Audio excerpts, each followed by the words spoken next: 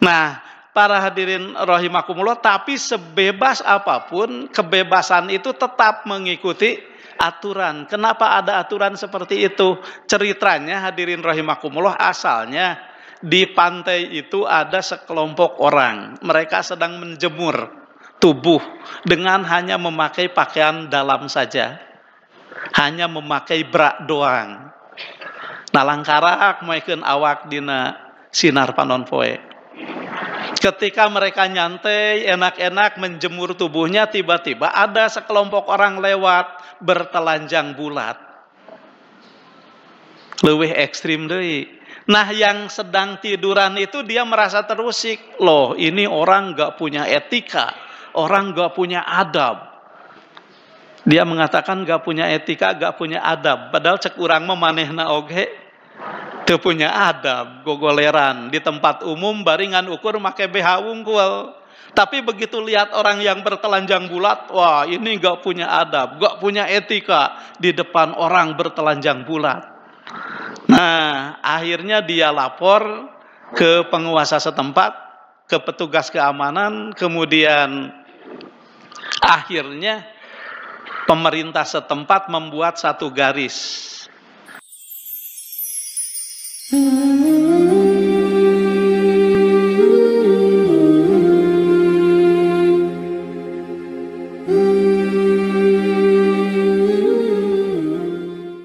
Asyhadu an la ilaha illallah wa asyhadu anna Muhammadan abduhu wa rasuluhu amma ba'du. Faqala Allahu la fil Qur'anil Karim, a'udzu billahi minasy syaithanir rajim. Ya ayyuhalladzina amanu taqullaha haqqa tuqatih wa la tamutunna illa wa antum muslimun. Selepas kita panjatkan puji dan syukur kehadirat Allah Subhanahu wa taala, yang mana atas limpahan nikmat dan karunia-Nya kita bisa dipertemukan kembali di tempat yang insyaallah dimuliakan Allah ini, di waktu terbaik, di tempat yang terbaik.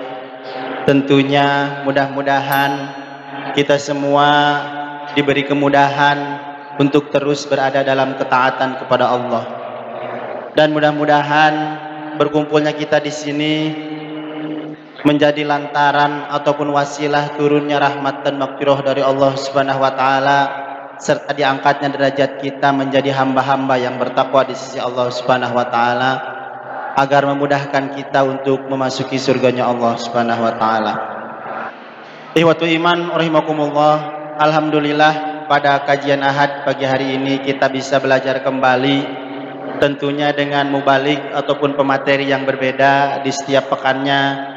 Alhamdulillah pada pagi hari ini kita berkesempatan menimba ilmu atau menerima nasihat dari Al-Ustadz Yuyu Wahyu, yang mana alhamdulillah beliau sudah berada di hadapan kita semua. Insyaallah bahasan ataupun tema yang akan dibahas pada kajian pagi hari ini terkait dengan kajian hadis menjaga hak-hak Allah. Mudah-mudahan dapat menjadi tambahan motivasi bagi kita semua dan menjadi tambahan khazanah keilmuan untuk kita, agar iman kita meningkat, ilmu kita bertambah, dan amal-amal kita menjadi maksimal di kehidupan kita ini.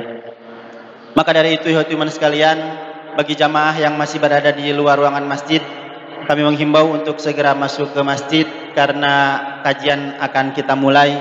Dan bagi kita semua, mari kita persiapkan penglihatan, pendengaran dan perhatiannya kepada apa-apa yang akan Ustaz sampaikan, yang insya Allah akan sangat berguna dan bermanfaat bagi kita semua. Kajian kita mulai, kepada Al-Ustaz dipersilahkan.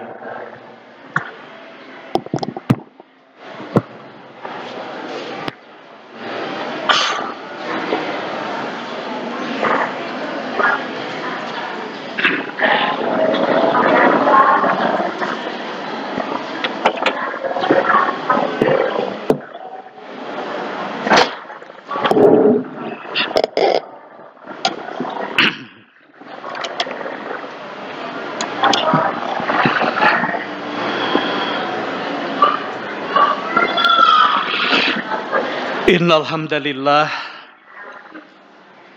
nahmaduhu wa nasta'inuhu wa nastaghfiruh Wa na'udzu billahi min syururi anfusina wa min sayyiati a'malina.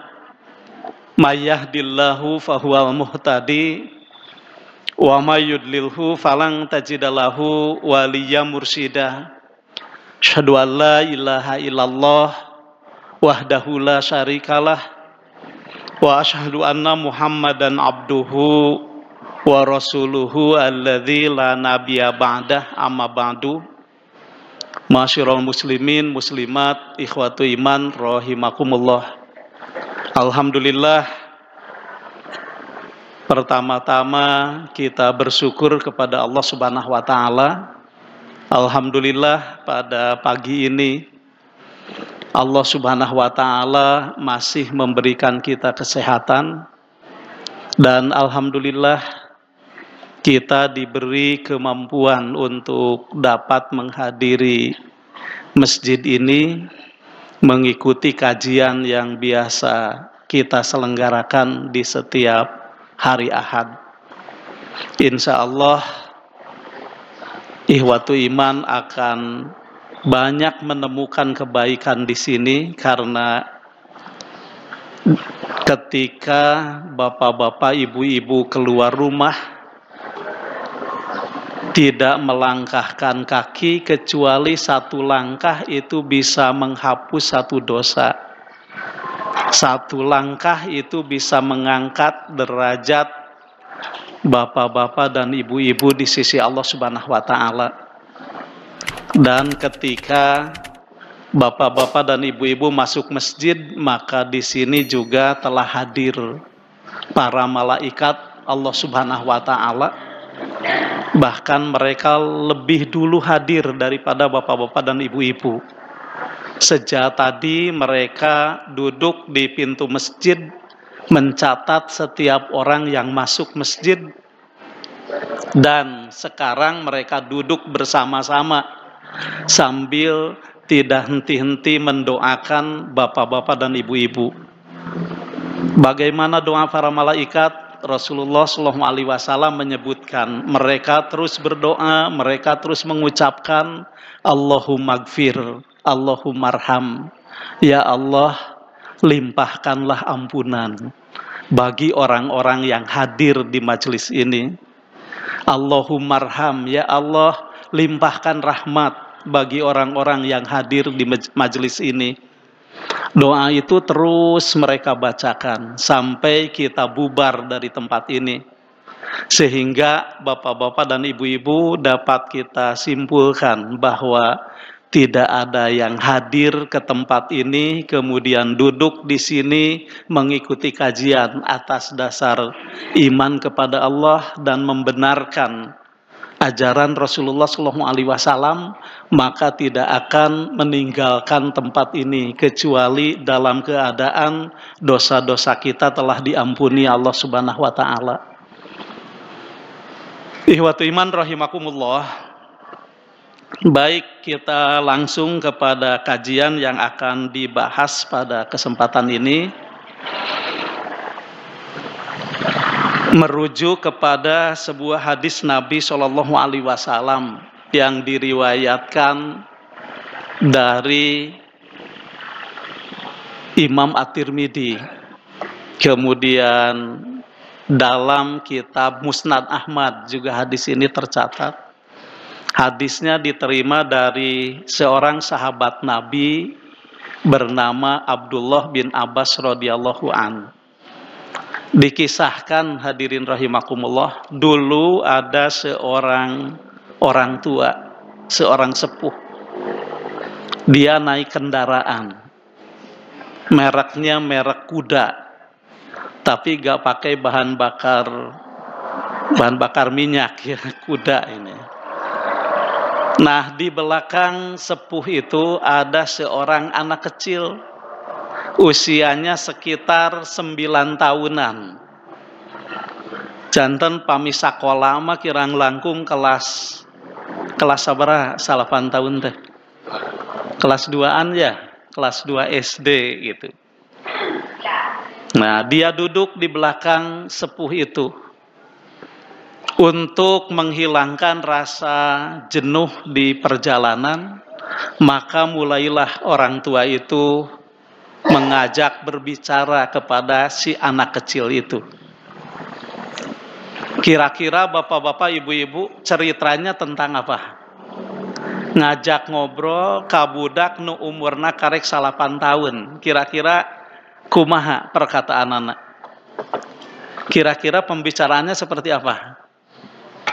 Nah, kurang lebih lah.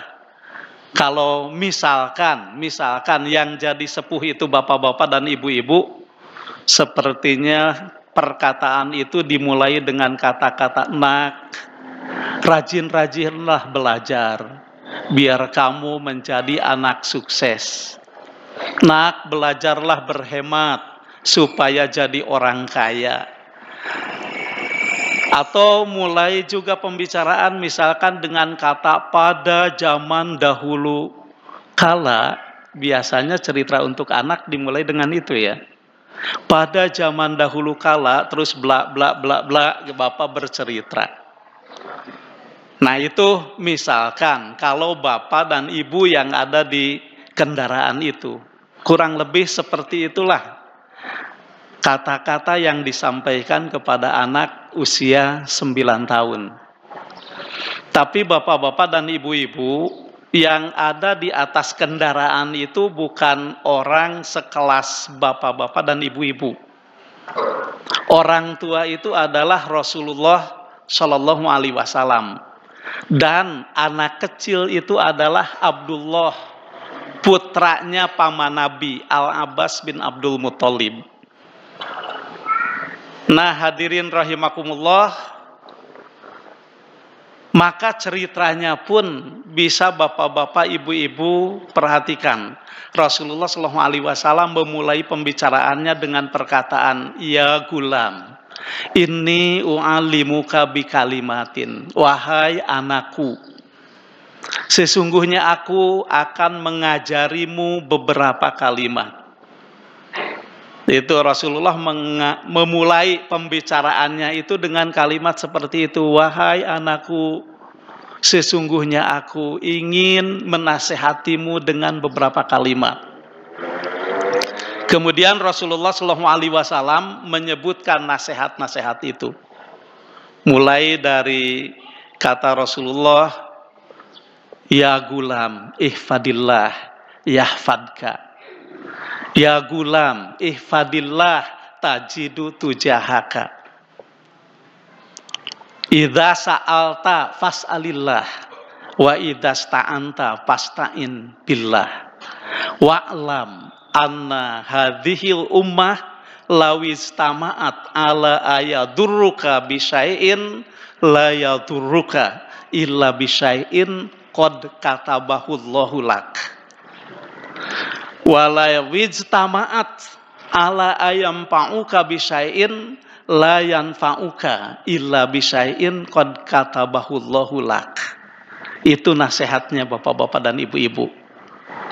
Apalkeun da eta teh sanes kanggo Ibnu Abbas wungkul, tapi nasihat eta teh keur urang. Sok sanajan geus kolot tapi kadang-kadang tinggalin ku Ibnu Abbas gitu. Terjemahannya seperti ini, ya gulam, wahai anakku, ihfadillah, jagalah Allah. Yahfadka, maka Allah akan menjaga kamu. Ihfadillah, tajidu tujahaka, jagalah Allah, maka Allah akan ada di hadapanmu. Wa idza sa'alta fas'alillah, dan jika kamu memohon, maka memohonlah hanya kepada Allah. Wa idasta'anta fasta'in billah, dan apabila kamu memohon pertolongan, maka mintalah pertolongan itu hanya kepada Allah. Wa'lam, ketahuilah wahai anakku, anna hadhil ummah, sesungguhnya umat ini, sesungguhnya orang-orang ini, manusia seluruhnya, lawijtama'at, kalau mereka semua berkumpul, ala ayadurruka bisyai'in, untuk membikin kamu celaka, untuk menggagalkan segala usaha kamu, la yaturuka, maka ketahuilah mereka semua tidak akan dapat menggagalkanmu, tidak akan membuat kamu celaka, illa bisyai'in qad katabahullahu lak, kecuali jika kamu celaka, kecuali jika kamu gagal, maka kegagalan itu adalah sesuatu yang telah Allah tetapkan sebelumnya. Jadi bukan karena mereka usaha menggagalkanmu, tapi kegagalan itu memang telah ditetapkan sejak zaman ajali. Dan ketahuilah wahai anakku, jika orang-orang ini berkumpul, semuanya menjadi tim sukses kamu, semuanya bekerja untuk membuat kamu berhasil, maka ketahuilah kamu tidak akan berhasil. Karena apa? Karena jika kamu berhasil, ketahuilah keberhasilan itu bukan karena semua orang menjadi tim sukses kamu, tapi keberhasilan itu karena Allah yang telah menentukan kamu menjadi orang yang berhasil, menjadi orang yang sukses. Ieu teh nasehat ka budak anu umurna 8 tahun, Pak. Tapi luar biasanya nasehatna. Namun yang harus dicatat Bapak-bapak dan Ibu-ibu, bahwa nasehat yang disampaikan oleh Rasulullah itu bukan khusus buat Ibnu Abbas saja, tapi ini nasihat berlaku bagi seluruh kaum muslimin. Ada 6 poin hadirin rahimakumullah, kalimat yang disampaikan oleh Nabi Shallallahu Alaihi Wasallam. Tapi dari ke-6 poin itu, jika kita simpulkan, ini meliputi 3 pesan penting yang harus kita catat. Apa saja pesan penting itu? Pertama, perintah untuk menjaga Allah. Yang kedua, perintah untuk bertawakal kepada Allah. Dan yang ketiganya, mengimani takdir Allah. Itu 3 poin penting saja yang harus kita ingat. Yang pertama, hadirin rahimakumullah, ini disampaikan dengan 2 untaian kata-kata, yaitu ihfadillah yahfadka, ihfadillah tajidu tujahaka. Jagalah Allah, maka Allah akan menjagamu. Jagalah Allah, maka Allah akan senantiasa berada di hadapanmu. Yang pertama, Rasulullah itu nyuruh agar kita menjaga Allah. Ada pertanyaan, loh, bisa kita menjaga Allah? Bagaimana cara menjaga Allah? Bapak-bapak, ibu-ibu, bisa. Kita bisa menjaga Allah. Karena ngajaga Allah teh lain kudu nangtung jika satpam di pos. Nah, seperti satpam ngajaga dununganana, bukan seperti itu. Yang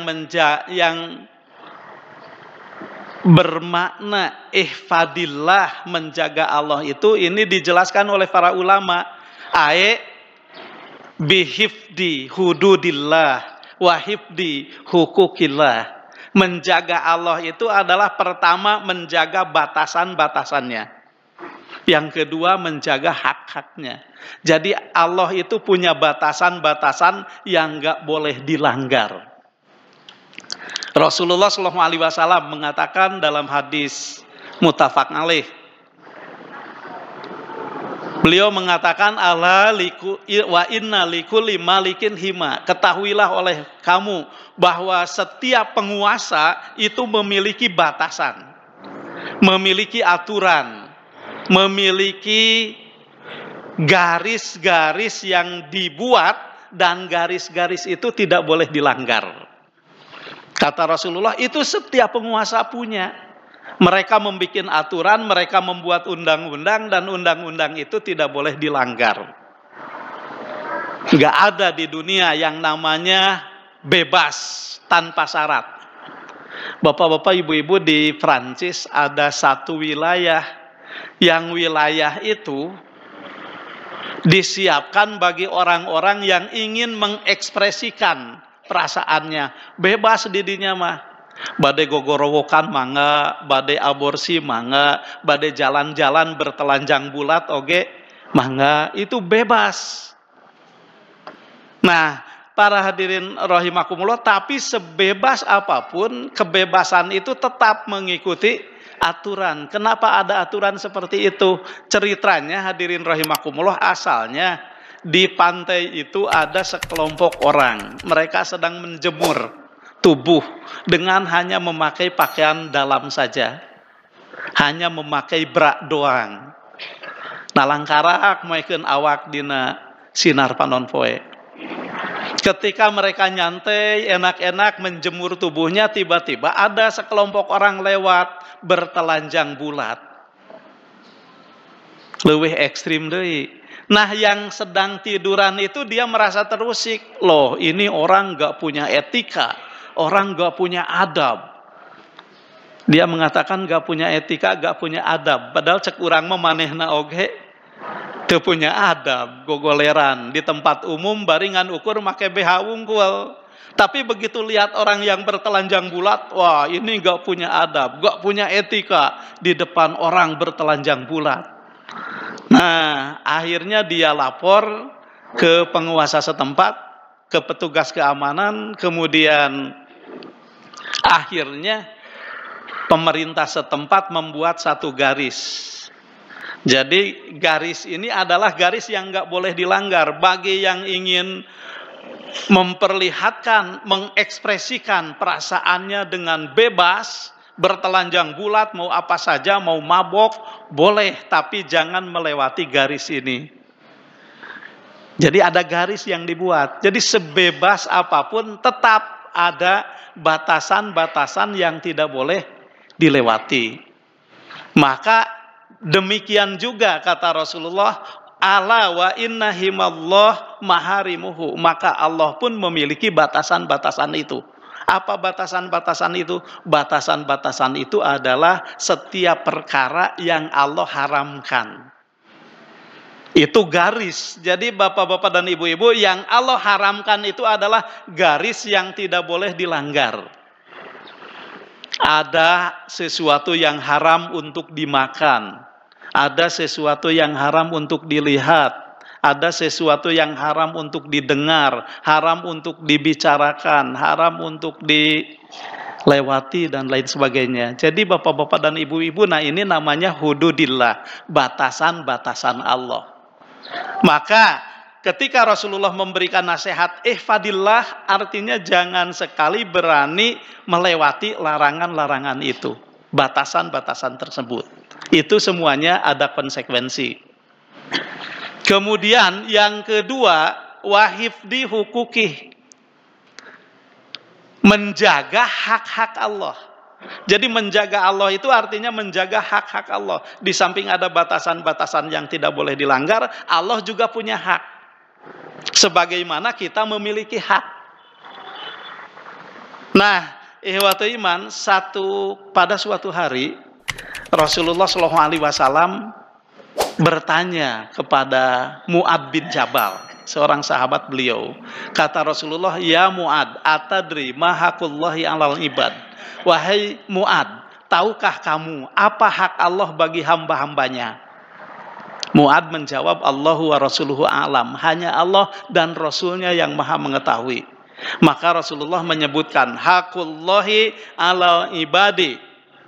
Hak Allah atas hamba-hambanya, an ya'buduhu wa la yusriku bihi syai'a. Allah itu punya hak agar disembah oleh hamba-hambanya dan tidak menyekutukannya dengan sesuatu apapun. Itu hak Allah. Menjaga Allah, menjaga hak-hak ini, artinya hadirin rahimakumullah, menjaga ibadah kita kepada Allah dan menjaga agar ibadah itu tidak dibarengi dengan kemusyrikan. Maka ketika ada seseorang yang fokus beribadah kepada Allah dengan tidak menyekutukannya dengan sesuatu apapun, ini arti daripada menjaga Allah. Dan bapak-bapak dan ibu-ibu, kita semua sudah mengetahui bahwa ibadah kita yang paling agung itu adalah sholat. Maka minimal menjaga hak Allah itu menjaga sholat. Jangan sampai melewati waktu, apalagi kalau sampai meninggalkan. Apalagi pesan Rasulullah SAW untuk sholat-sholat tertentu, seperti sholat 5 waktu, khususna deui sholat asar. Rasulullah menyebutkan alladzi tafutuhu sholatal asri ka'annama wutiro ahluhu wa maluhu. Orang yang tertinggal sholat asar, al-fawud di sini bukan berarti tidak mengerjakan sholat asar, tapi sholat asar nate kaburitan, kaseret ku maghrib, seperti subuh kaseret ku panon poe bijil gitu. Nah, kata Rasulullah, alladzi tafutuhu sholatal asri, orang yang terseret sholat asarnya dengan waktu maghrib, ka'annama wutiro ahluhu wa maluhu. Eta mah saperti jelema anu beak harta kakayaanana lantaran aya nu ngarampog, keluargana beak aya nu nyulik. Artinya apa? Artinya seluruh amal perbuatan yang dilakukan pada hari itu hilang semuanya. Maka inilah hadirin rahimakumullah, minimal hak Allah yang harus kita jaga itu adalah sholat. Tapi lain sholat unggul, seluruh perintah-perintah Allah pada dasarnya itu adalah hak yang harus senantiasa kita jaga. Nah, ini makna dari ihfadillah. Kemudian ada pertanyaan, Ustadz, kalau kita menjaga hak-hak Allah, apa yang akan kita dapat? Bapak-bapak dan ibu-ibu, Allah menjanjikan ada 2 keuntungan yang akan diberikan oleh Allah kepada orang yang selalu menjaga, selalu memelihara batasan-batasan dan hak-hak Allah. Apa keuntungannya? Yang pertama, yahfadka, Allah akan menjaga kamu. Ini yang pertama, bapak-bapak dan ibu-ibu, kita semua akan dijaga Allah apabila kita menjaga hak-hak Allah. Bagaimana Allah menjaga kita? Nah, inilah yang disebutkan di dalam Al-Quran, lahu muaqibatun min baini yadaihi wa min khalfihi yahfaduna. Allah akan menurunkan para malaikatnya, mengutus para malaikatnya, kemudian malaikat ini ditempatkan di orang itu, di depan mereka, di belakang mereka, di sekitaran mereka, dan malaikat ini bertugas yahfadunahu min amrillah. Malaikat ini bertugas menjaga orang itu atas dasar perintah Allah. Malaikat teh apa? Tara durhaka karena perintah ti Allah. Dan kita, bapak-bapak dan ibu-ibu, bagaimana perasaan kita apabila di sekitar kita, di sakurilingan orang, semuanya dijaga oleh para malaikat? Tenang ya. Tong boro dikurilingan ku para malaikat, kakarek dijaga ku satpam we di hareupeun imah. Regreg lah aya satpam, bisi poho imah teh dikunci oge. Padahal justru nu jadi malingna teh satpam gitu. Nah, kalau malaikat yang jaga kita, ya kita akan lebih tenang karena malaikat itu memiliki kekuatan yang besar, kemudian mereka itu akan selalu taat, dan yang lebih hebatnya lagi mereka tidak memiliki syahwat seperti orang-orang. Ari satpamna jelema mah kadang-kadang jelema mah boga syahwat karena harta, syahwat terhadap orang gitu. Bisa jadi mengkhianati majikannya, tapi malaikat memual. Regreg lah Pak, lamun urang dijaga ku malaikat. Tanpa penjagaan manusia itu tidak akan ada yang selamat. Karena apa? Di setiap penjuru itu senantiasa ada musuh-musuh, ada bahaya-bahaya yang senantiasa mengancam orang-orang.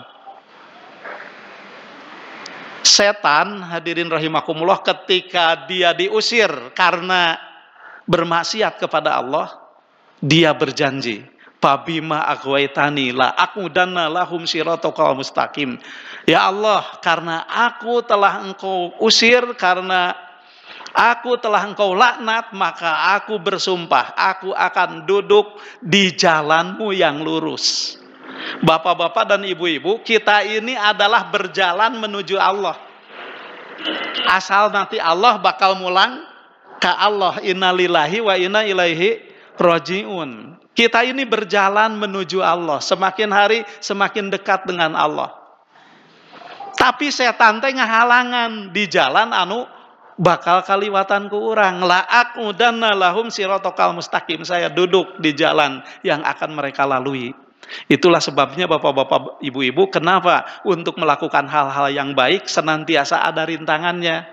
Untuk melakukan hal-hal yang baik senantiasa berat untuk dilakukan. Padahal pagaweanana mah henteu berat, tapi rek ngalakukeunana anu berat. Itu karena memang setan duduk di sana menghalangi orang-orang untuk berbuat, menghalangi orang-orang untuk berjalan. Bahkan setan itu bersumpah, seandainya orang-orang itu saya halangi, mereka terus berjalan ya di jalan yang dilaluinya, lurus fokus menuju Allah, maka saya akan mendatangi mereka. Sumala atiyannahum mim baini aidihim wa min khalfihim wa an aymanihim wa an samailihim wa la tajidu aktsarahum sakirin. Saya datangi mereka dari depan, saya datangi mereka dari belakang, saya datangi mereka dari arah kanan, saya datangi mereka dari arah kiri, sehingga engkau tidak mendapati orang-orang itu banyak yang bersyukur.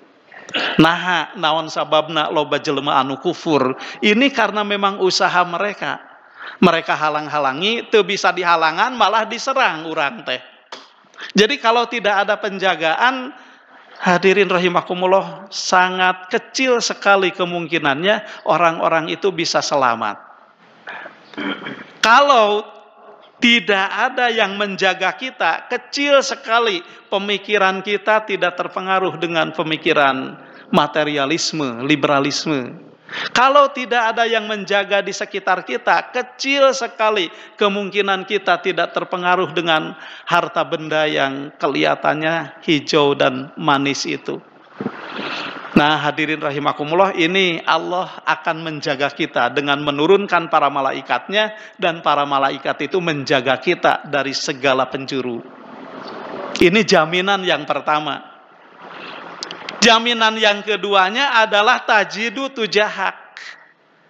Kita akan mendapati Allah selalu ada di hadapanmu. Tadi disampaikan bahwa kita ini berjalan menuju Allah. Kita ini berjalan menuju satu tempat yang kita belum pernah berangkat ke tempat itu. Kira-kira bapak-bapak dan ibu-ibu bisa nyampe enggak ke tempat tersebut yang kita enggak tahu tempat itu tanpa adanya seseorang yang membimbing kita ke tempat itu? Sulit ya, sulit bisa sampai. Lamun bapak rek nyaba ka hiji lemur, terus boga gaid anu nungtun urang ka lemur eta, gaidna teh penduduk kampung tersebut. Kira-kira nyampe enggak ke kampung itu? Nyampe lah, pasti nyampe. Apa gaidnya juga orang sana, tahu jalan ke sana, seluk-beluk daerah itu dia tahu, aman lah. Tenang, pasti nyampe, dan jalan yang ditempuh insya Allah jalannya jalan yang tercepat. Nah, hadirin, jalan menuju akhirat, lamun gaidna nu teu apal ngeunaan bab akhirat, insya Allah kita akan tersesat. Tapi kalau yang menjadi gaidnya itu Allah, Allah selalu ada di hadapan kita. Kira-kira hadirin rahimakumullah, kita akan tersesat enggak? Enggak lah, pasti kita nyampe ke tempat itu. Dan jalan yang kita lalui adalah jalan tercepat. Nah, hadirin rahimakumullah, kita sering memohon kepada Allah Subhanahu wa taala, ihdinas siratal mustaqim. Ya Allah, bimbinglah saya ke jalan yang lurus. Kenapa kita memohon? Sering-sering memohon itu. Bahkan satu hari, satu malam minimal 17 kali. Saya sebut minimal 17 kali, kan setiap sholat kita baca Al-Fatihah. Al-Fatihah itu salah satu rukun. Teu sah sholatna jelema nu teu maca Fatihah. Cek Rasulullah, man sholla sholatan lam yakro bi Fatihatil kitab fahiya hidajun. Jelema nu ngalaksanakeun sholat sarakaat teu maca Fatihah, maka sholatna kurang. Itu rukun sholat. Jadi saya katakan minimal 17 kali. Kenapa minimal 17 kali? Karena memang berjalan di jalan yang lurus menuju Allah itu adalah sesuatu yang sangat berat kalau tidak dibarengi dengan adanya petunjuk dari Allah. Manusia teh karakterna gampang kapangaruhan, gampang terpancing, leresnya, gampang kaget, gampang kagum, gampang benci, gampang cinta. Itu karakter manusia seperti itu. Sok terpercaya dengekeun musik keras, suku jeung sirah milu goyang. Goyangnya seperti apa? Ya goyangnya seperti musik yang didengar. Ganti dengan musik slow, goyangannya robah enggak? Robah, longgak lenggokna ge jadi robah. Itu satu bukti bahwa manusia itu mudah terpengaruh, mudah terpancing. Lihat orang soleh teh katingalina teh gampang kagum, gampang cinta. Padahal sapopoena mah urang teu apal, jiga kumaha manehna teh. Tapi mudah kagum, mudah cinta, itu karakter orang. Naon sababna loba jelema kabobodo? Ya itu karena ada itu. Ada karakter mudah terpengaruh, mudah terpancing, mudah kagum, mudah cinta, mudah benci. Nah, sehingga ketika kita berjalan di jalan yang lurus, itu seringkali belok kanan, seringkali belok kiri. Karena apa? Kabita itu dikatuhun meni ruh-ruh kitu. Kabita itu dikencaeun meni pikagumeun pisan. Nah, arti akhirnya belok ke kanan, belok ke kiri. Nah, hadirin rahimakumullah, tapi kalau yang di depan Allah, insya Allah ketika belok kanan, belok kiri, maka Allah itu senantiasa mengingatkan kita, senantiasa menjaga kita. Ada pertanyaan, Ustaz, lamun orang dijaga ku Allah, dijaga ku para malaikat, terus dibimbing ku Allah, dibimbing ku para malaikat, meureun hirup teh moal menang musibah. Nah, itu juga salah Bapak-bapak dan Ibu-ibu. Salah kalau mengatakan tidak akan kena musibah. Loh, kenapa? Sebab hadirin rahimakumullah, musibah juga itu adalah bagian dari penjagaan Allah. Loh, nah ngajaga make kena musibah. Baik Bapak-bapak dan Ibu-ibu, kita tahu bahwa orang itu punya karakter baik dan buruk. Fa'al hamaha pujuroha watakwaha. Mana yang lebih dominan? Apakah baik, apakah buruk? Cing nu paling dominan dina awak urang, anu gorengna atau anu alusna? Anu gorengna, Pak. Teu bisa ngajawab teh. Ya, jadi naon? Lantaran anu dominannya yang buruknya. Loh, kenapa Ustaz dominannya yang buruknya? Kan di Qur'annya juga itu mendahulukan fujur daripada takwa. Artinya karakter fujur itu lebih dominan. Lamun aya nu ngajak teh babari keneh diajak kana maksiat daripada diajak kana taat. Itu karakter orang. Fa'al hamaha fujuroha wa taqwaha. Nah, hadirin rahimakumullah, ketika ada potensi-potensi yang mendukung untuk melakukan perbuatan-perbuatan buruk, maka potensi buruk ini akan semakin berkembang. Lamun aya fasilitasna.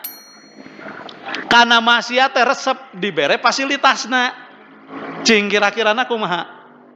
Ya lebih resep, kemungkinan bisa terjebak dengan maksiat itu. Nah, maka hadirin rahimakumullah, ketika dikatakan bahwa musibah itu bagian dari penjagaan Allah kepada orang-orang mukmin, karena bisa jadi Pak, Bapak-bapak dan Ibu-ibu harus punya apa? Punya satu keyakinan, barangkali kalau saya sukses, saya ini bisa jadi orang paling sombong. Nah, ada karakter sombong geus aya dina awak urang. Betul kan ya? Boh lamun urang sukses mah urang teh leuwih ti Firaun. Gitu ya. Nah, ayeuna henteu jadi siga Firaun, da fasilitas keur jiga Firaunna eueuh. Boh lamun urang jadi penguasa mah leuwih dolim tibatan saha contonanya. Nah make teu dolim lah terjadi penguasa gitu. Maka Allah menjadikan kita gagal. Kegagalan itu bagian dari penjagaan Allah. Boa lamun sehat mah urang teh hobi kana maksiat, maka ketika Allah memberikan penyakit, maka penyakit ini bagian dari penjagaan Allah. Dalamun cager mah meureun urang teh. Nah, hadirin rahimakumullah, ambil saja pelajaran seperti itu. Maka segala kegagalan-kegagalan itu insya Allah akan menjadi bagian dari bentuk penjagaan Allah kepada orang-orang yang beriman. Insya Allah bapak-bapak dan ibu-ibu, hari ini mungkin kita tidak bisa melihat hikmah itu semua. Tapi saya yakin di kemudian hari kita bakal melihat bahwa betul yang Allah berikan itu adalah bagian dari penjagaan. Pada suatu ketika bapak-bapak ibu-ibu ngadongeng saeutik. Ada beberapa orang di sebuah stopan bis. Nah, sama-sama mereka sedang menunggu bis lewat. Tapi ada satu orang yang setiap kali dia diam, digemrong sireum we sukuna teh. Pindah ka ditu, sireum teh naluturkeun ka manehna digemrong sireum gitu. Ari batur mah tenang-tenang we dari yuk didinya. Akhirnya orang itu memilih tempat yang jauh dari tempat itu. Nah, nakunaon dina sukuna aya gula gitu, enggak ada sebenarnya, Pak. Nah, tapi tiba-tiba ternyata ada bis yang remnya blong dan menabrak orang-orang yang duduk di tempat pemberhentian itu. Manehna mah salamet da digemrong wae sireum sukuna gitu ya. Nah, ini kan hikmahnya ditemukan, oh barangkali semut yang nempel di kaki itu juga bagian dari penjagaan Allah.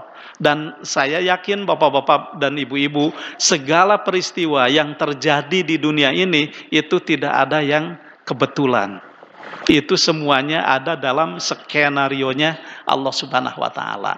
Nah, ini yang pertama, kita harus husnudon bapak-bapak dan ibu-ibu kepada Allah dan suudon kepada diri kita. Kalau hari ini ternyata Allah banyak membiarkan kita hidup dalam penderitaan gitu ya.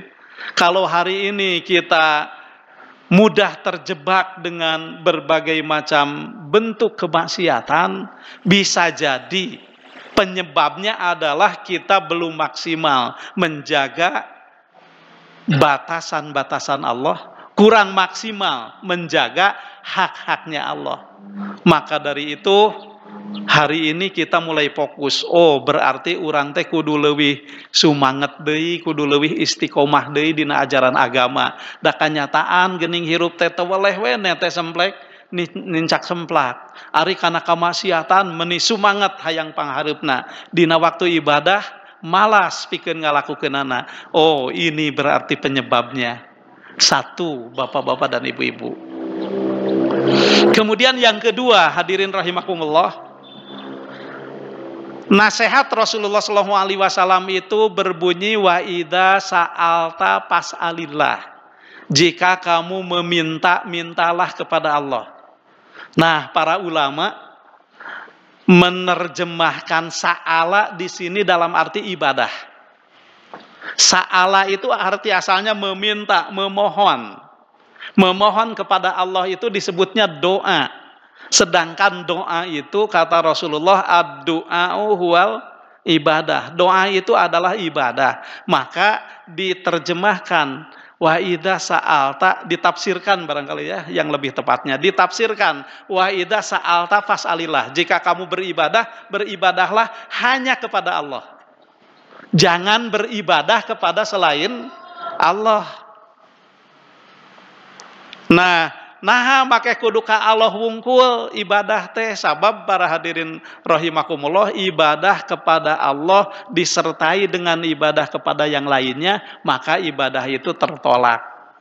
Bapak-bapak ngalaksanakeun ibadah tujuanana ngalaksanakeun parentah Allah, tapi di samping itu tujuanana supaya dipikanya aku dunungan, supaya dipikanya aku nu jadi salaki, supaya pamajikan henteu rewel, nah itu sudah ada musyrik, Pak. Jadi wa idza sa'alta fas'alillah, lurus sebagaimana wa idza sta'anta fasta'in billah. Kalau kamu memohon pertolonganlah hanya kepada Allah.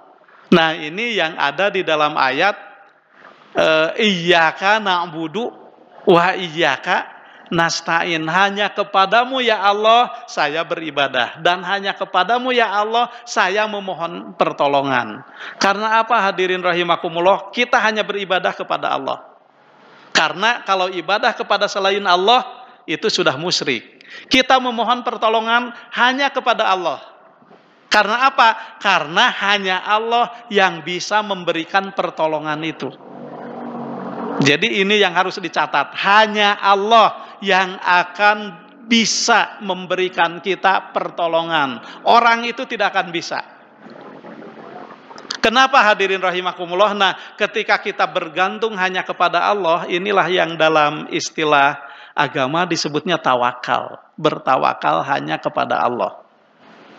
Kaum muslimin rahimakumullah, bahkan tawakal inilah yang akan menjadikan kita orang-orang ada di kelas pertama. Di kelas pertama, bapak-bapak dan ibu-ibu, orang masuk surga itu ada dalam 3 cara. Urang milih rek milih cara nu mana. Nu tilu teh naon wae, nu kaiji yadkhulunal jannata bi ghairi hisabin wala adzabin. Ada orang yang akan masuk surga tanpa hisab, tanpa azab. Ieu mah boro-boro disiksa, dihisab ge henteu. Lempeng we ka surga teh, lurus. Masuk surganya juga paling dulu, sabab jalana bebas hambatan. Eueuh nu nanya manehna mah asup ka surga bebas hambatan. Anu kadua hadirin rahimakumullah, yadkhulunal jannata bi rahmati minallah wa fadl. Mereka masuk surga dengan sebab karena dapat rahmat Allah dan dapat karunia Allah, masuk ke surga. Nukatilu yadkhulunal jannata bi syafaati Rasulillah sallallahu alaihi wasallam. Orang masuk surga dengan sebab syafaatnya Rasul. Bapak mau masuk yang mana? Yang 1, yang 2, apa yang 3? Yang mana 1? Yang 1 lah, tong kagok, Pak. Tong kagok nomor 1, naon sababna Rasulullah geus ngajarkeun kan? Wah, lamun urang sadayana diparentah asup surga, dititah milih asup ka surga, tong kagok cek Rasulullah, pilih firdaus surgana teh. Nah, nanti kan semuanya sama, asup ka surga teh ku Allah dititah milih, silakan kamu masuk surga, mau yang mana? Pilih surga firdaus gitu. Itu parentah ti Rasulullah. Nganu jadi berat teh, lamun ditanya ente milih surga firdaus boga naon gitu ya. Nah, ieu nu kudu rada ngahuleungna ti ayeuna mah. Masuk surga tanpa hisab, tanpa adab. Siapa mereka? Nah, Rasulullah menyebutkan dalam hadis riwayat muttafaqun alaih hadisna.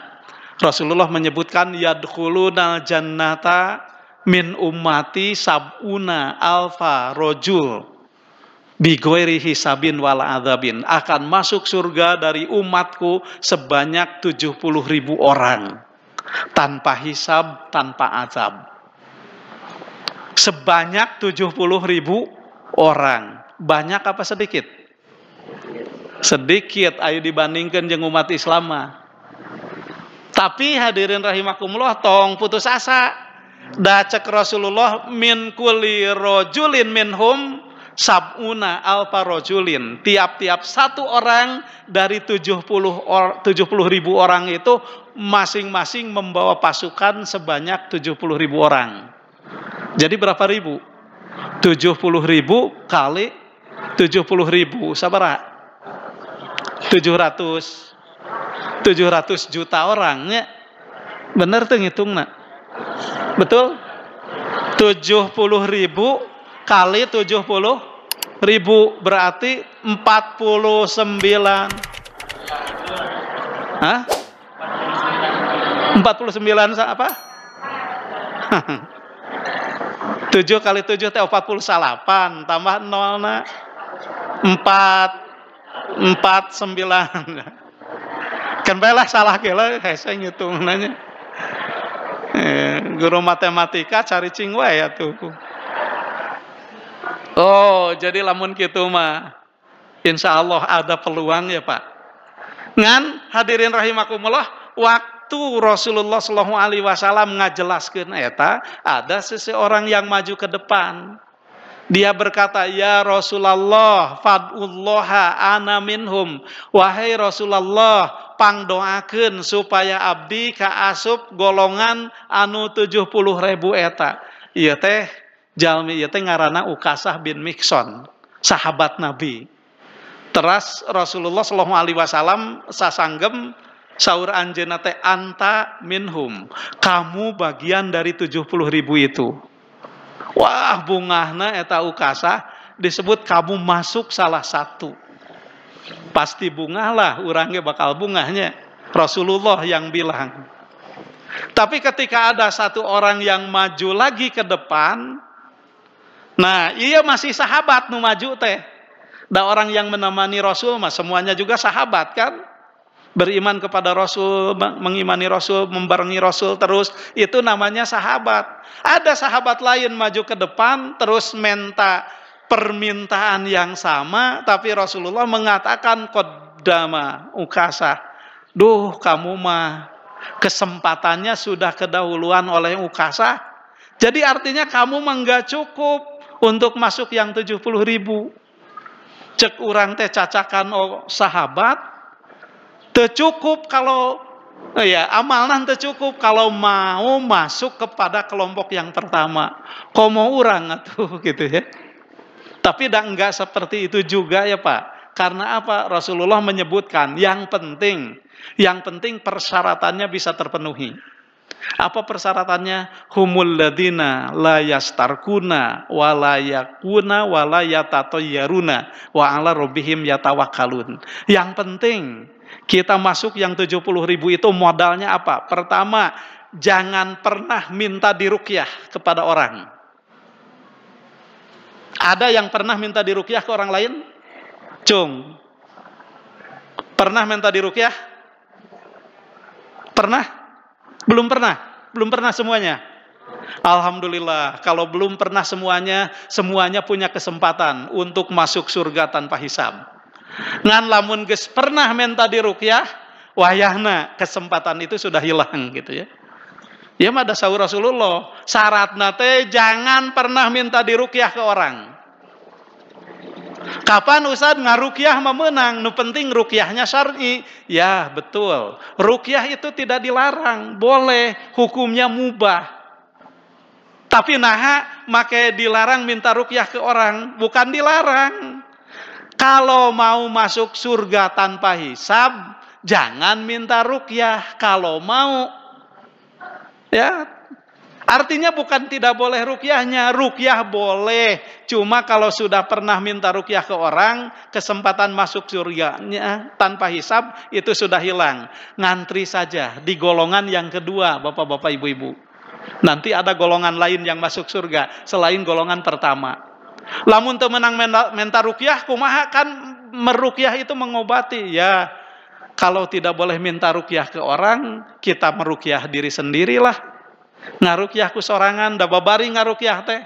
Kumaha carana? Tinggal baca surat Al-Fatihah, tiupkeun kana leungeun, tekenkeun kanu nyeri, itu ngaruqyah eta teh. Cager moal, ya anu nyagerkeun mah Allah, lain ruqyah. Nah, orang yang minta ruqyah ke orang itu biasanya dia punya ketergantungan terhadap ruqyah itu. Jadi nganggap ruqyah nu nyagerkeun, padahal nu nyagerkeun mah Allah. Itu kan kawas urang lamun rieut sirah pangheulana inget kana naon? Dibere sirah rieut pangheulana inget kana naon? Kana dol, kana bodrek, kana naon deui ya, kana obat-obat itu kan pangheulana inget eta teh ka dokter.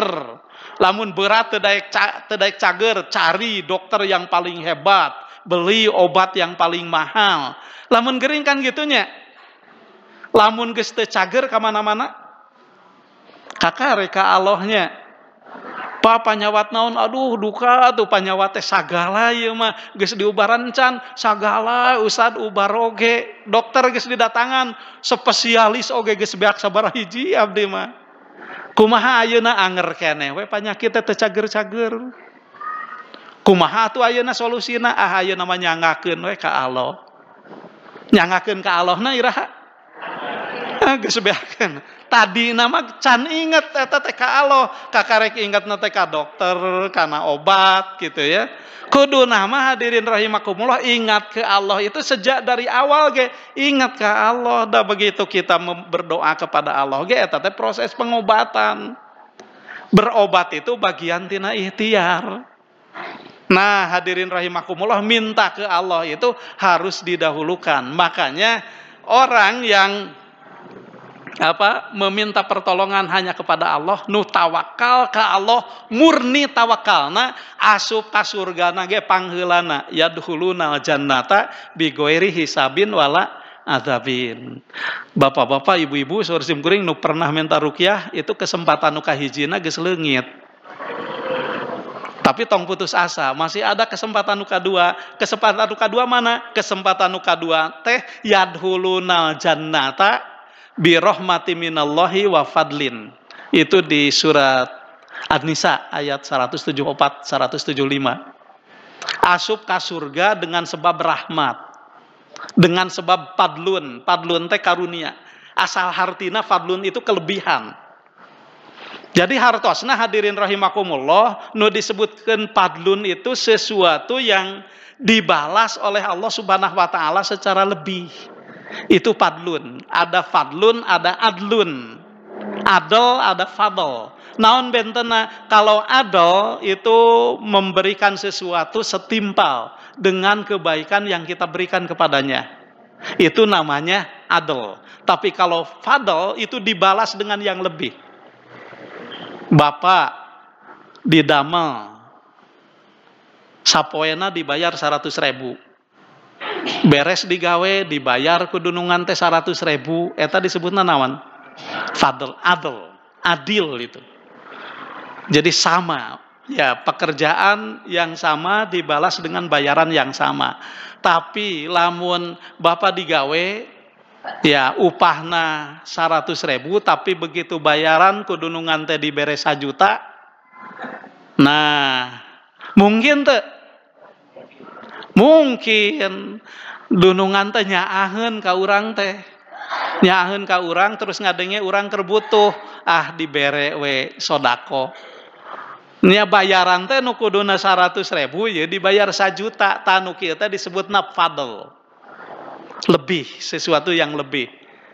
Nah, dina konteks amal ibadah nu dilakukan ku urang sadayana, ternyata Allah itu lebih banyak memberikan fadlun daripada adlun. Lebih banyak memberikan karunia daripada keadilan. Contoh bapak-bapak, ibu-ibu, mathalul ladzina yunfikuna amwalahum fi sabilillah kamathali habbatin anbatat sab'a sanabil fi kulli sumbulatin mi'atu habbah. Perumpamaan orang yang berinfak di jalan Allah itu seperti 1 biji anu kurang dipelak, kemudian 1 biji itu tumbuh jadi 7 tangkai, dan tiap-tiap tangkai itu ada 100 biji. Hiji dibalas 700. Jadi lamun bapak-bapak, ibu-ibu infak fisabilillah gedena 1.000, maka ku Allah dibalasna teh sabaraha? 700.000. Nu kieu teh disebutna fadl. Salat du 5 waktu, hadirin rahimakumullah. Salat 5 waktu. Lamun ningali kana awal sejarah disyariatkeunana salat 5 waktu, itu asalna 50 waktu. Ngaliwatan Isra Mi'raj. Nah, begitu Rasulullah nyandak kewajiban salat anu 50 waktu, bertemu sareng Nabi Musa, cek Nabi Musa teh irji ila rabbika fa inna ummataka la tatiku ala dalik. Muhammad balik deui jung ka Allah.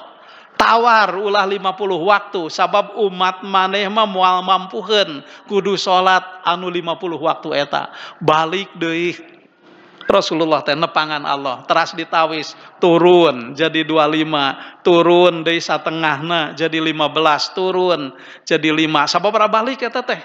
Geus 5 teh cek Musa teh, "Ya Muhammad, irji ila rabbik." Muhammad kembali lagi kepada Tuhanmu. Umatmu mah 5 kali ge. Loba nu teu kuateun. Nah, Nabi Musa mah geus surti.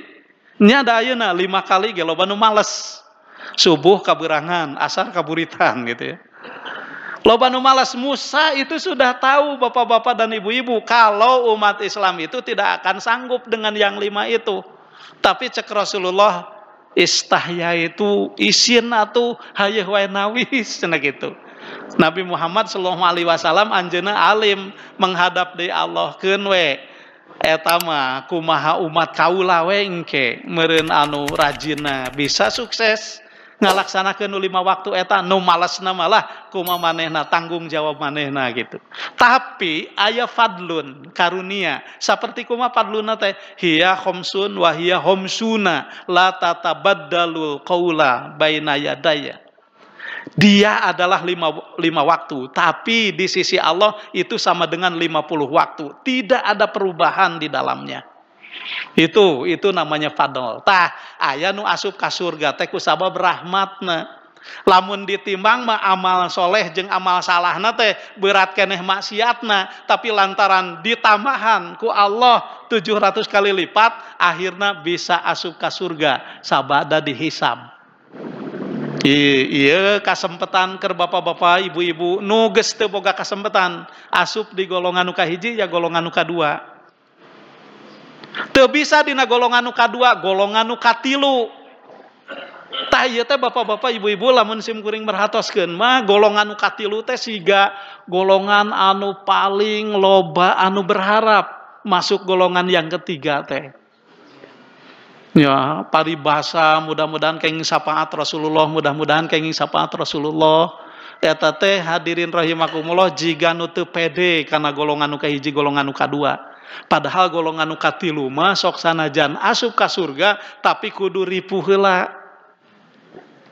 Sok Rasulullah pernah naros ka para sahabat, "Cing kumaha perasaan maneh lamun maraneh teh saperti anak panah anu diasupkeun kana wadahna terus cicing dina jero wadah eta salila 50.000 tahun." Kumaha perasaan anjeun? Lamun urang teh ibaratna anak panah diasupkeun kana sarungna bareng jeung babaturan urang disasarungkeun terus cicing di dinya salila 50.000 tahun. Kumaha perasaan urang di dinya? Gerah lah, capek Pak, jenuh, membosankan. Tah urang oge kitu hadirin rahimakumullah, di padang mahsyar aya sekelompok orang anu disimpen di padang mahsyar eta salila 50.000 tahun. Jarak manehna kana panon poe ngan ukur 7 hasta. Kabayangkeun panasna. Kuyang dina kesang sorangan. Naon nu dilakukeun ku maranehna? Neangan ka ditu ka dieu di mana aya Nabi Adam. Suga Nabi Adam bisa nulungan, bring sarerea babarengan neangan Nabi Adam. Begitu tepung jeung Nabi Adam ngan ukur bisa minta maaf. Maaflah kaula teu bisa nulungan. Jung indit ka Nabi Nuh, Nabi Nuh ukur bisa minta maaf. Indit ka Nabi Musa ukur bisa minta maaf. Nabi Ibrahim, Nabi Isa didatangan. Nu akhirna maranehna menang syafaat Rasulullah sallallahu alaihi wasallam. Kitu oge hadirin rahimakumullah sabada kenging syafaat Rasulullah memang aya nu bisa asup ka surga, aya nu kudu nyimpang heula kana neraka. Ieu golongan anu katilu. Mangga bade nu mana, Pak? Kahiji, kadua, katilu gitu ya. Kahiji lah. Kahiji mah ta eta modalna teh tawakal urang teh sing maksimal. Nya urang sadayana tawakalna sing maksimal. Jadi memeh sagala rupa perkara memeh kana naon-naon Allah payunkeun. Lamun urang ibadah ka Allah hungkul, urang sadayana memohon ka Allah hungkul. Memohon ka jelema menang teu menang, tapi dina perkara-perkara nu memang aya dina wilayahna. Anu aya lain dina wilayah manusia mah teu meunang men tapi tulung ka manusia. Terakhir bapak-bapak dan ibu-ibu masih aya waktos 10 menit deui. Leres 10 menit deui. Leres 10 menit deui. Nah, nu terakhir mah amanat Rasulullah sallallahu alaihi wasallam teh hadirin rahimakumullah saurna wa'lam kanyahokeun ku aranjeun annal ummata lawis tamaat. Kalaulah orang-orang itu berkumpul, jelema ngumpul kabehanana ala ayaduru kabisain, ingin menggagalkan usahamu, ingin membuat kamu celaka, ingin membuat kamu sakit, ingin usahamu hancur, ngumpul kabehanana tah hayang ngagagalkeun urang. Cek Rasulullah kanyahokeun maranehna moal bisa ngagagalkeun ka anjeun. Tapi kok Ustad gagal? Lamun gagal eta teh lain disababkeun ku usaha maranehna, tapi kegagalan itu tos tertulis di Lauhil Mahfud. Yen urang teh kudu gagal. Karosnya Pak. Jadi lain disababkeun manehna. Gering euy gara-gara manehna ulah bangkrut saya mah gara-gara manehna teu kenging. Itu lantaran memang geus tertulis di Lauhil Mahfud. Nah, sebagaimana ketika mereka berkumpul untuk membuat kamu sukses, jelema salam dunia jara di tim sukses urang. Da teu jadi atuh Pak. Gagal urang teh, padahal modal gede geus dikaluarkeun. Jelema jara di tim sukses urang. Ternyata para wargi sadayana tim sukses teh bedana mah naon? Sabenerna mah ngan sakadar ngamanfaatkeun urang we wungkul. Nepikeun ka urang mah geus pede, tingalilah saya mah jadi bupati. Naon sababna tim suksesna ge tuh. Wah, geus leuwih ti satengahna geus jara di tim sukses. Waktu prungna pemilihan umum, sorana teh eueuh nya kamarana ya tim sukses teh gitu. Dan memang ku Rasulullah tos dijelaskan lawis tamaat ala ayan fauka bisain layan fauka.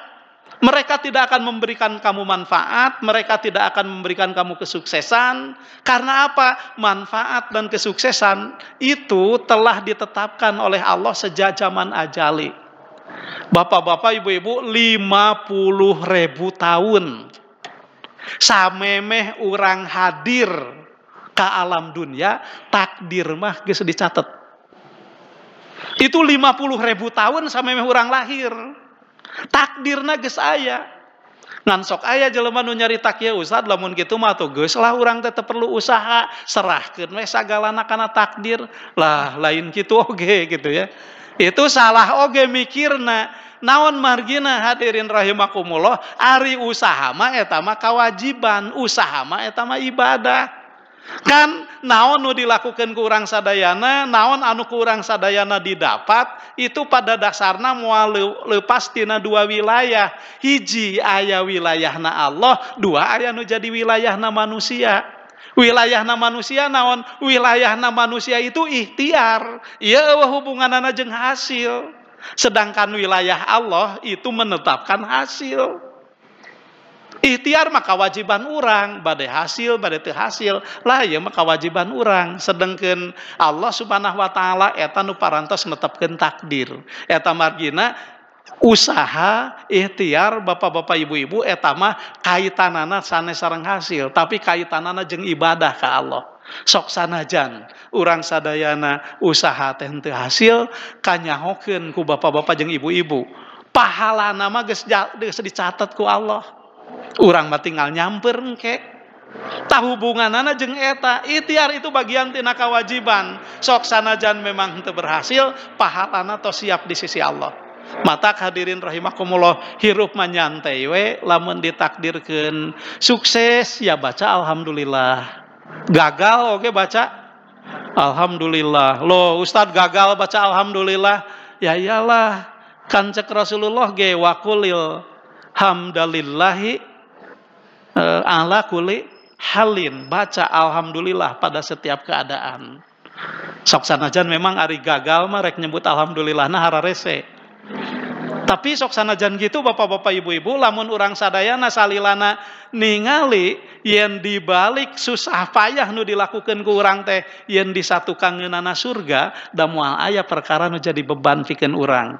Sok hadirin rahimakumullah dititah nyaring peuting init kacai salat tahajud ulah ditingali tirisna ulah ditingali capena tapi tingali surga di satu kangenana dititah kudu taat kanu jadi salaki ningali beungeut nama hoream ustad taat ka salaki teh naon sababna jaba goreng patut jaba geus kolot geringan wae pagaweanana nguseup salat hararese ngaji tara ari ibu kapan ngorak keneh jaba geulis jaba aya penghasilan manya kudu taat kanu kitu gitu ya.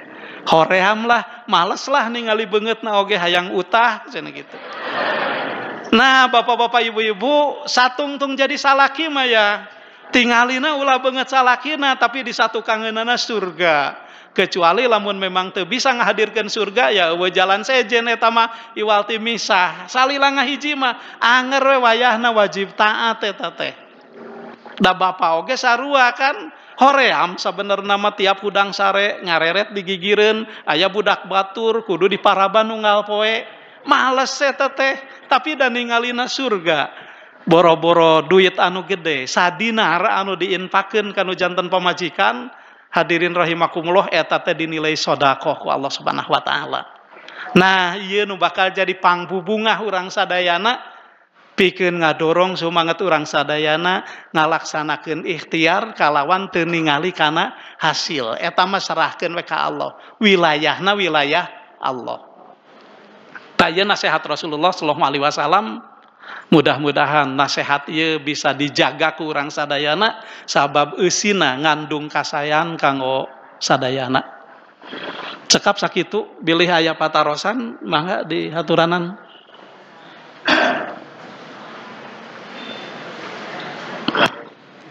Cekap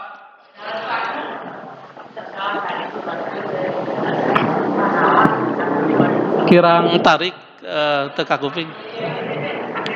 Si majeng kapayun kan majeng atau tapi nganggo pangeras. Assalamualaikum warahmatullahi wabarakatuh. Sapunten bilih kirang pasit ya. Maksudnya kieu Pak Ustad. Tadi Pak Ustad kan takdir urang teh pasti catat 5.000 tahun yang lalu. Terus punten. Ka otaknya urang tiasa terang yang takdir urang teh kitu teh di mana Pak gitu. Da upami urang teh terang tadi takdir gitu pengintan orang teh hati-hati gitu kata Nabi lah kumaha gitu. Nuhun. Assalamualaikum. Hadirin rahimakumullah, takdir eta teu diketahui ku urang kecuali sabada takdir itu terjadi. Manawi dina iman kana takdir aya istilah percaya kana qada sareng qadar. Kodo itu ketetapan anu ku Allah geus ditetepkeun 50.000 tahun samemeh urang lahir ka dunia. Teu diketahui. Teu aya nu apal naha urang teh pi naonan gitu. Pi beunghareun, pi miskineun, pi jadieun pejabat atawa pi jadieun malarat teu aya nu apal eta teh. Kecuali sabada dijalani. Oh, ternyata urang bisa oge jadi pejabat. Ieu teh nu katarima ku urang teh takdir ti Allah. Jadi urang sadayana percaya nu katarima ku urang ieu teh takdir ti Allah. Kanyahoanana sabada peristiwa eta terjadi. Samemeh terjadi mah teu aya nu uninga, ieu mah teu acan janten takdir, nembe dina bentuk qada. Ketetapan nu geus ditetepkeun ti zaman ajali keneh. Nah, hadirin rahimakumullah, dina sagala rupa perkara eta teh kitu. Takdir Allah bakal kanyahokeun ku urang sabada peristiwa eta terjadi ka alaman ku urang. Sapertos kitu. Cekap. Kuma?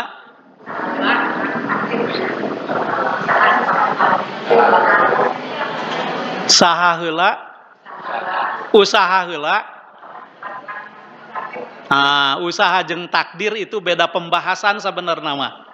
Ngan urang mah kadang-kadang sok nyebut usaha heulakeun we, takdirna mah sanes kitu sabenarna mah.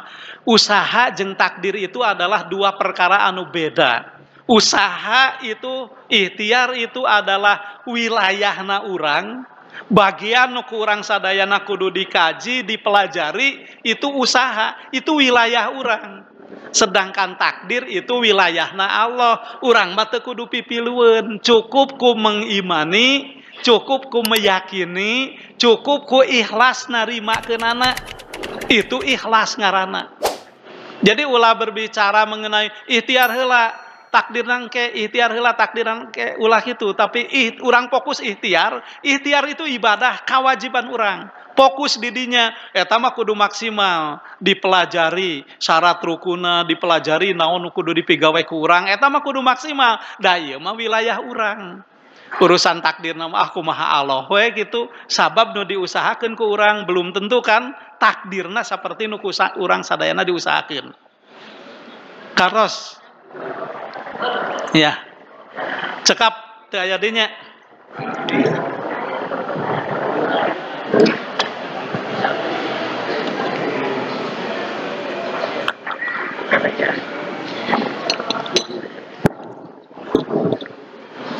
Siapa? Assalamualaikum warahmatullahi wabarakatuh. Saya di sini cuma mau tanya, Mohon. gimana hubungannya dengan takdir itu yang bisa dikalahkan dengan doa? Itu aja Ustaz. Terima kasih. Nah, hadirin rahimakumullah. Naon hubungan anak takdir sareng doa?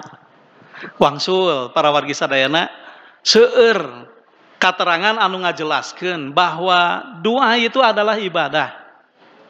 Doa itu adalah ibadah. Jadi kata kuncina bapak-bapak dan ibu-ibu, lamun urang sadaya ngadua fokusna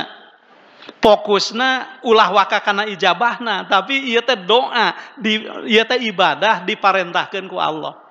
Makana bapak-bapak ibu-ibu lamun aya doa nu secara dohirna eta doa teh henteu diijabah, maka sebenarnya mah pahalana geus aya eta oge geus dicatet yen urang teh ngadua ngalaksanakeun ibadah. Makana perhatoskeun doa-doa nu diajarkeun ku Rasulullah sallallahu alaihi wasallam itu tidak semuanya masalah. Dina hartos henteu kabehanana doa itu permohonan, tapi langkung seueur keneh doa nu eusina puji-pujian, doa nu eusina sanjungan-sanjungan. Subhanallah, walhamdulillah, wala ilaha illallah, wallahu akbar. Itu doa. Eusina teu aya masalah, tapi eusina eta mah sadayana bentukna teh puji-pujian sareng sanjungan-sanjungan. Eta margina nu paling utama dina ngadoa bapak-bapak ibu-ibu catet ieu. Urang teh ibadah ka Allah. Matak lamun ijabahna can kapanggih, aya hadis malah anu nyebatkeun sabenerna mah doa teh bapak-bapak ibu-ibu lamun teu acan diijabah ku Allah, urang teh dicatet keur ngalaksanakeun ibadah terus-terusan. Ngadoa ya Allah mudah-mudahan pun anak jadi putra anu soleh tapi budakna teu daek soleh-soleh, maka salila urang ngadoa, salila budak urang sadayana can nepi kana ijabah doa, salila eta urang diibadah tuluy-tuluyan. Sanajan teu macana tuluy-tuluyan, macana malah tiap pada salat, tapi sepanjang itu, sepanjang ijabah maka eta dihitung ibadah. Sok bayangkeun, kira-kirana bapak-bapak ibu-ibu, lamun urang ngadoa can diibadah terus ku Allah dihitung ibadah, kira-kirana ngadoa mending cepet diijabah, mending lambat diijabah? Mending mana? Mending cepet berarti ibadahna pondok. Ya nepi kadinya we diijabahna, tapi lamun panjang itu sarua jeung ibadah tuluy-tuluyan bapak-bapak dan ibu-ibu.